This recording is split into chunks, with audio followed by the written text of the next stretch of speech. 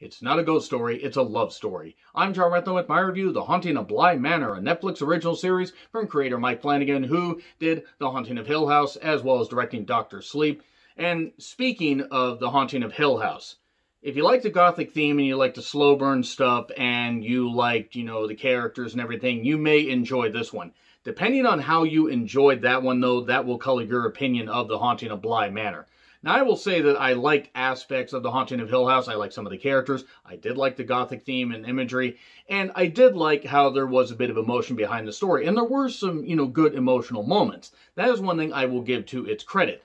The things I didn't like about The Haunting of Hill House are present here. The reliance and over-reliance sometimes on flashbacks to tell parts of the story that we kind of already assumed were the case that felt like endless padding. There's telling the story, there's telling details of the story from multiple perspectives, and then there's what The Haunting of Hill House did. Now, while I liked it overall, I did have my problems, with it, and unfortunately, a lot of those problems are still here and only amplified. Now, basically, there's just variations of the turn of the screw. That's how I kind of took it at first. Now, there's a bit more to the story than that, but I did write the cast down because I was going to forget these names because it's 9 episodes. And that's the one thing. It's a slow burn and you want to stick with it to the end. Now, I can't say that this is perfect. In fact, it's far from it. I was ranting quite a bit on my Twitter about this. But I did praise the fact that it's atmospheric, gothic, and the acting is pretty goddamn good. There are 2 children, Miles and Flora. Benjamin Evan Ainsworth was Miles. He was pretty good. The kids are actually really good. Amelie B. Smith. Henry, who's the uncle, Henry Thomas, so he didn't really have to learn a new name there. Owen Rahul Kohli, he plays a cook that's at the Bly Manor residence. Mrs. Gross, Tanai Miller, and Danny Clayton, who's Victoria. She was from The Haunting of Hill House. She played the character of Nell. And if you get that reference, I absolutely love you guys.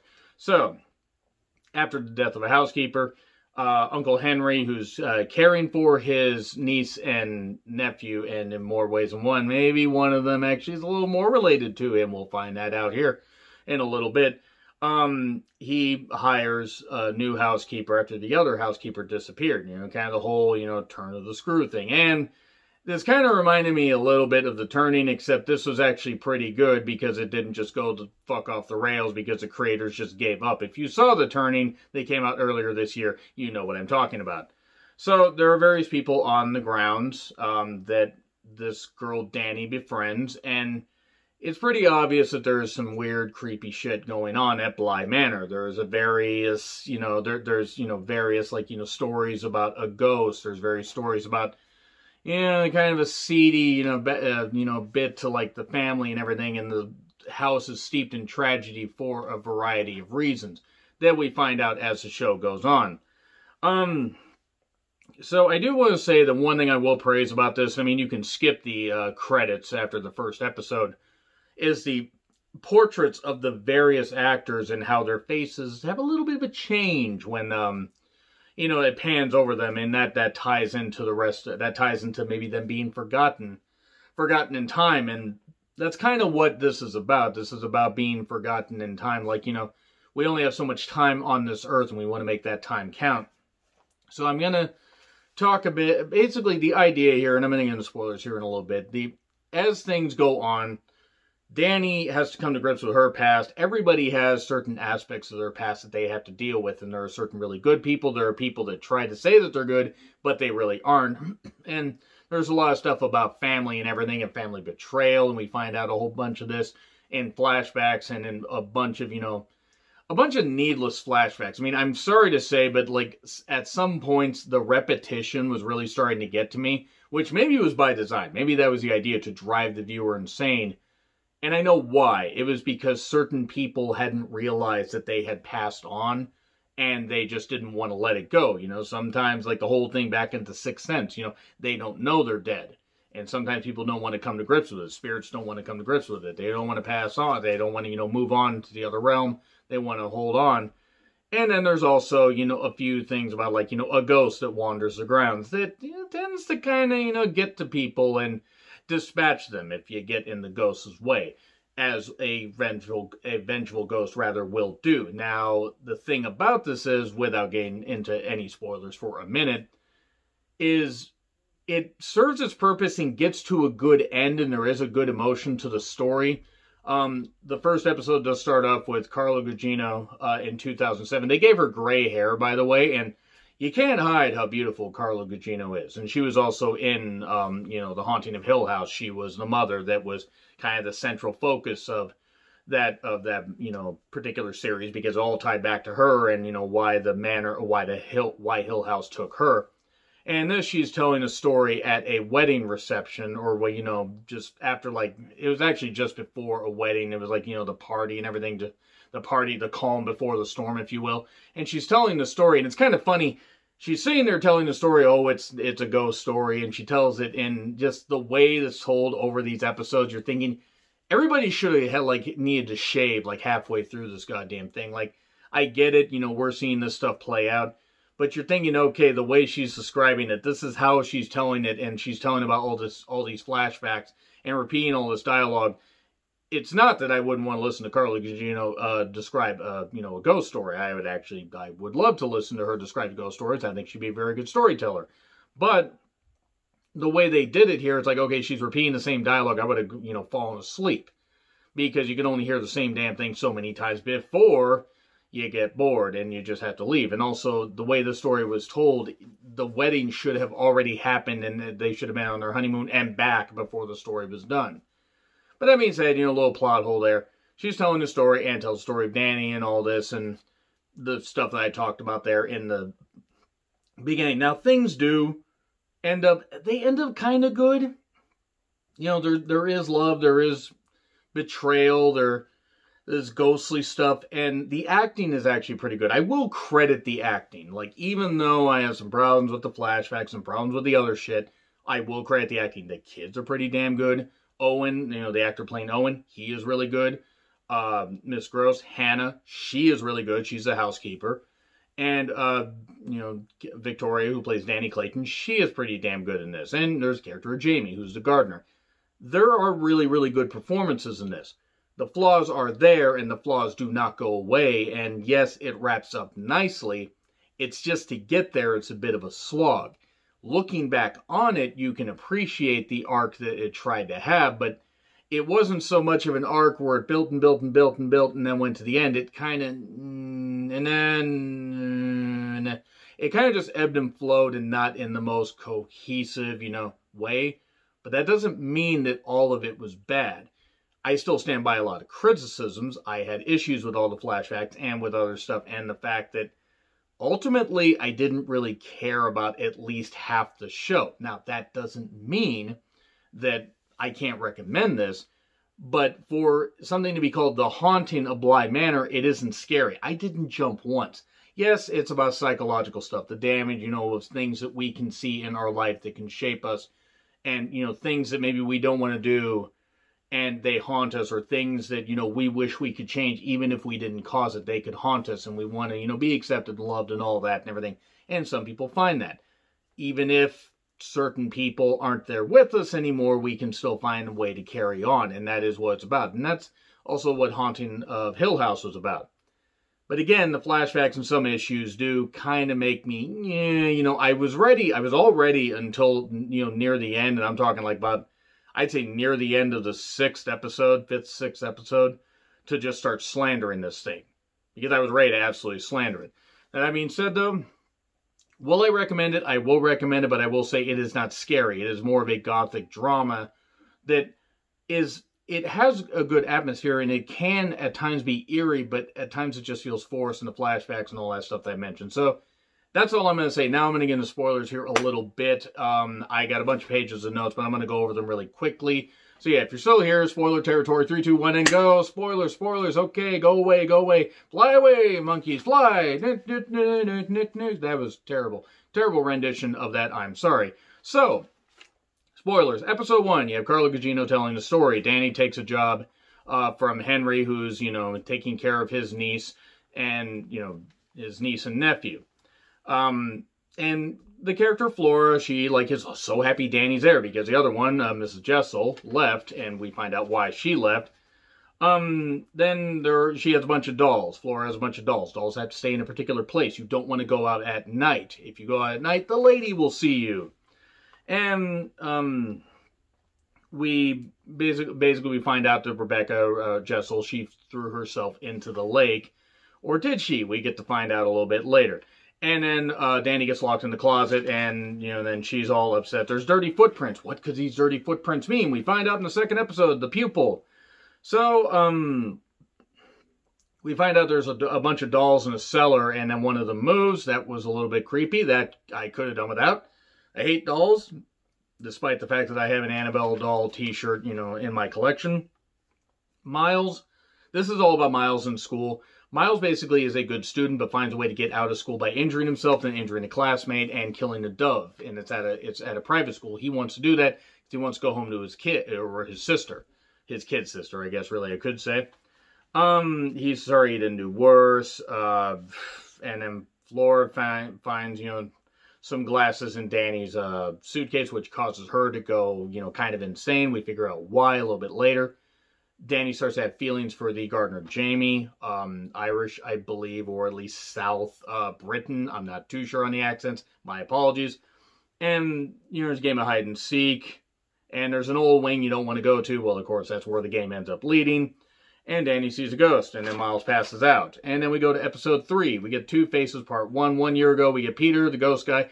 This is the one, he was, I believe, the emotional kind of drug addict type character in the Haunting of Hill House. And here's the thing. Now, he's an employee of Henry, and he wants to earn more money, and he falls for Rebecca. But he also turns out to be a bit of a swindler, even though he tries to say he's not.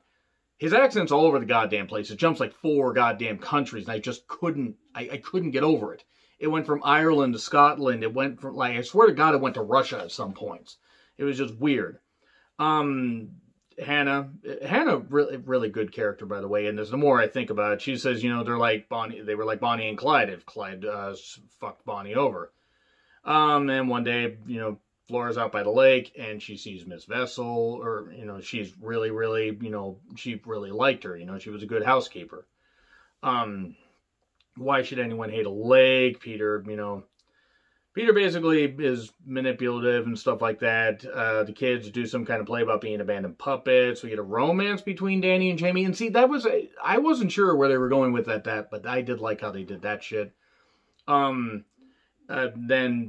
basically we get just all the stuff with, the ghosts, we get a little more info on the Lady of the Lake and find out why the Lady of the Lake is that. And then we don't find out really the rest until episode 8.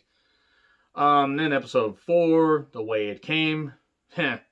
And we get more flashbacks. This is where the flashbacks really started to kick in, and it really started to get annoying. You get more Danny and Jamie. They really start to develop their feelings for each other. We find out, by the way, why Danny is haunted by somebody. She keeps being haunted by a ghost that's got these glowing spectacles, these glowing glasses. It turns out she was engaged. She actually has to tell the story a little bit later. Danny, it's actually all about Danny's engagement to her best friend, who was a guy. Now, they did love each other. He loved her, and she did love him, but it turned out she was gay. She was lying to herself. And Eddie gets upset. He goes to leave one night after she breaks up with him at a dinner, and he gets hit by a bus just leaving the car. She tries to get him to stop, and she carries that guilt with her. And that kind of makes sense as to why she keeps seeing this ghost. And then we get bonfire stories. We get Gross talking about Miss Hessel. Hannah talking about Miss Hessel, not Vessel, Hessel, I apologize. Jamie mentions his parents. Danny refuses. Owen talks about his mom. His mom just recently died. She was very disheveled, but he wanted to take care of her and love her. That's why he lived so close to Bly Manor. We get flashbacks of Danny. She was at her now late fiance's funeral, and sees his ghost and everything, and she's getting all upset. And also another indication earlier in that is she was getting fitted for a dress, and the girl that was fitting her dress was like, "You have really nice shoulders," just flirting with her, and you could tell Danny liked it. And it's just like, oh, she's gay, okay. I didn't fucking care. Why? I got this shirt right back here. I don't fucking care who's gay. And then Danny and Jamie are just talking. They kiss, but she's still seeing the ghost. So not quite ready for that romance yet. And she basically throws his glasses in the fire, and then he sees her, and she goes, I guess it's just you and me now. So then we get to episode 5, The Altar of the Dead. That sounds fun. Hannah, by the way, is also, has a candle vigil in, like, a little church area on the grounds where she lights candles for those recently passed on. And we find out more about Owen and Hannah. They're drunk and flirty at a campfire. And then we find out more about their friendship and everything, and how Owen got the job at the Manor. This is where things start repeating, because it's very obvious that Hannah is dead. Very, very obvious that she's dead. She was pushed down a well and she dies. And basically because, the kids were kind of taken over by evil forces, especially Miles. So we find out about Hannah interacting with, the family, like, the parents who had passed on, the parents of the children, and that the mother says you can stay here if you need to. She keeps saying Miles is a good boy, but no, it turns out he's not. I mean, well, he is, but he's also misguided. And Miles stays very creepy. We get more, Peter's plans being hatched to steal a whole bunch of money from Henry and go with, Rebecca, Hessel to America, but that doesn't end up happening because the lady just walks out one time, just kills Peter, drags him away. Just says, no stealing for you. And just takes him away. Yeah, I gotta say right now, Daniela Dibb, I believe is her name, the one that plays the Lady of the Lake. Goddamn, if you see her without that makeup, holy shit, she is striking. And then something is wrong with Miles, says Owen, understatement of the century. And then yeah, Hannah's pushed down the well. So a lot of flashbacks by this point. This show really could have been 7 episodes if they had just cut down the goddamn flashbacks. There's telling a story, and then there's padding. So we get episode 6, The Silly Corner. Henry is dedicated to his work. Can't be bothered to check on his kids. We find out more about, Flora's birth and everything. It turns out that Henry was sleeping with his brother's wife. And Flora's his kid. I don't think you needed to really try hard to figure that out. It had been eating away at Henry for a while. Danny's not a good liar, but she still likes Jamie. She's trying to flirt with her. I mean, she's trying to get over this stuff of not seeing her dead fiance. Well, now ex-fiance, obviously. And then we get more flashbacks upon flashbacks. Flora keeps seeing the Lady of the Lake, but also a faceless boy that she tries to give a name to and a face to and everything. Because why wouldn't kids want to befriend ghosts? They could probably murder them. And Jamie talks about how gardening saved her life, and they finally get together. It gets together more. They're really, it becomes a sweet moment. It becomes a sweet moment when they get together. Flora can't remember anything, even though she keeps going to the lake. Then, the parents die on, the way to India, and Henry is eaten away with guilt because him and his brother had an argument. His brother basically said, I know Flora's your kid, but she's mine. I'm going to raise her and everything. And then, obviously, this eats away at Henry later.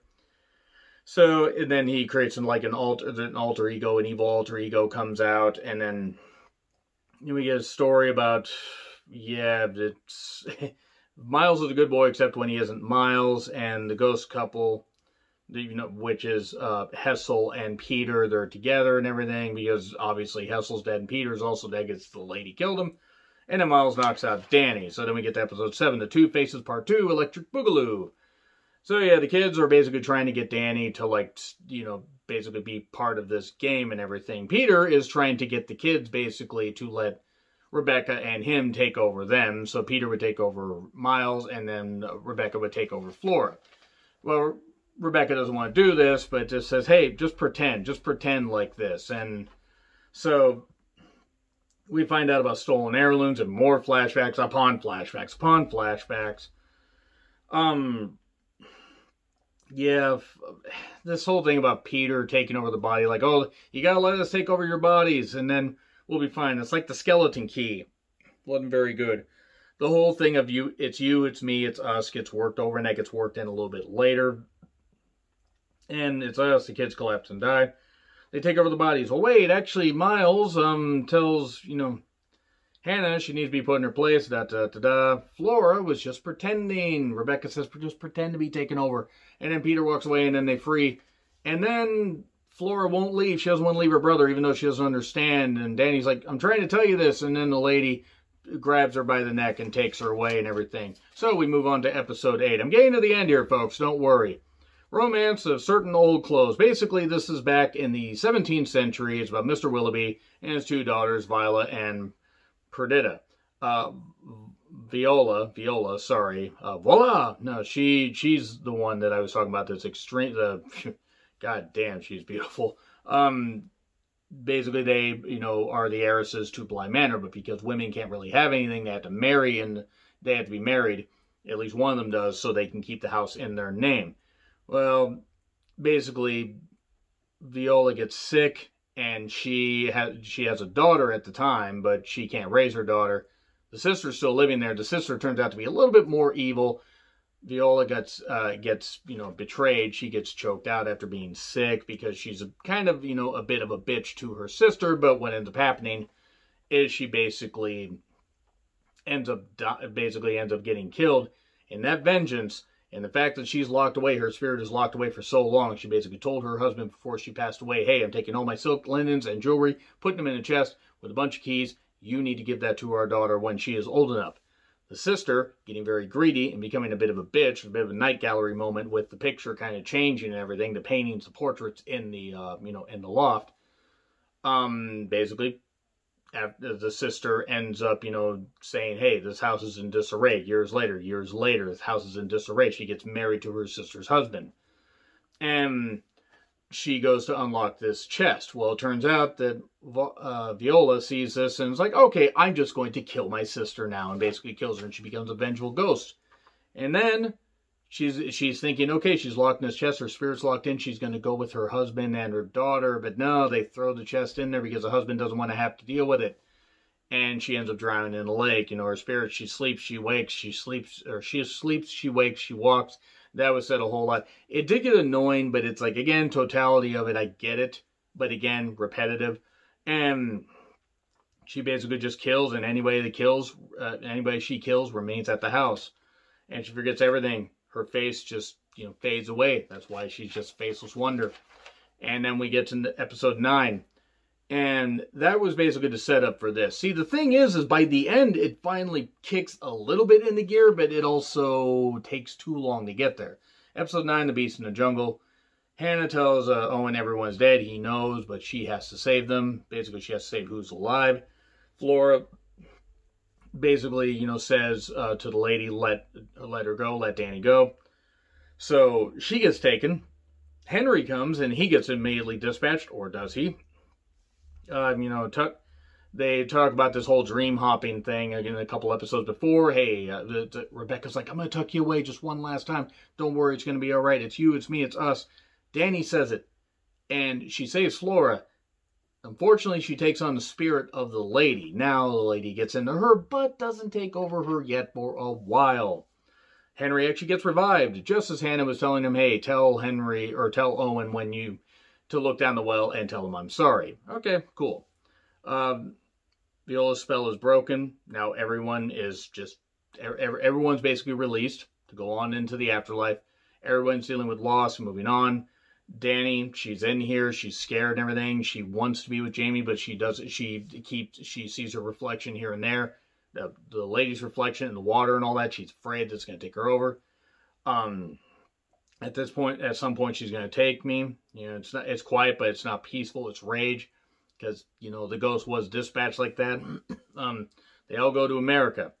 Well, Danny and Jamie are together to get a flower shop, and, they're happy. They're happy for years, and years and years and years. And then, unfortunately, some shit starts happening. But not before. They get a civil engagement and everything, and they're all happy. And, this is a really sweet moment. This is actually some really good stuff. This is where the emotional pitch of it actually got me to cry. I'm not kidding. It actually did. So it must have been doing something right. It just took forever to get there. And then Danny keeps seeing her, and eventually it just takes over. The fact that this vengeful spirit has taken over her, allowed her to have some life, but said, you're not going to have what I didn't have. And then Danny did not want Jamie to be killed. She almost killed her when Jamie was sleeping and left a note, went back to Bly Manor and drowned herself in the lake, but would not allow Jamie to save her, but would not allow herself to become vengeful and take over any other people and put them on the block, or put them on the ground. She would not allow that. She would not allow herself to kill. She just had to make it at peace and kill the evil once and for all and submerge herself. And then it turned out that basically this whole, the story by Carla Gugino, she's Jamie. She's an older Jamie. I mean, I think that was pretty obvious by the time we got to the first episode, or even the second one. But the story did seem like it would have taken 19 years to tell. And the wedding happens. Jamie sees various people that, young and old, young and current, at the wedding and everything. And she always says she told the bride-to-be, she says, because the bride-to-be was worried, what if my husband passes before me? I don't know what I'm going to do. She says there are certain things you're going to see. Certain things are going to make you cry. Certain things are going to make you happy. And I've lost it. Won't get easy, but you will know that he is there. And that's a good thing about it, long relationships and finding a soulmate and stuff like that. So yeah, Jamie always leaves a door open. She always looks for Danny in water reflections.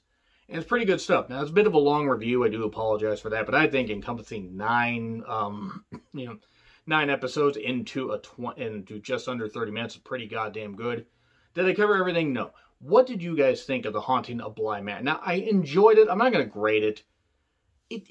See, if I graded atmosphere and characters, it would almost get an A because they were top notch. But the flashbacks and everything else is like a D.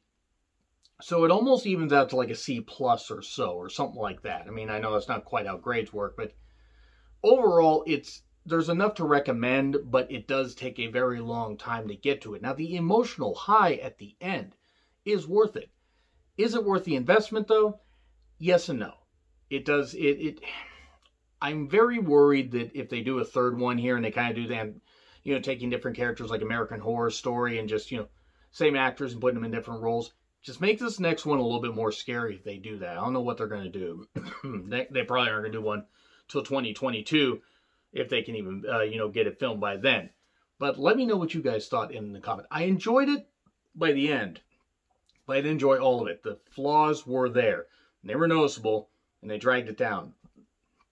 But there were some positives. Anyway, agree, disagree with what I said? Like, share, subscribe, Twitter handle in the description. I'm John Retland. I'll see you soon.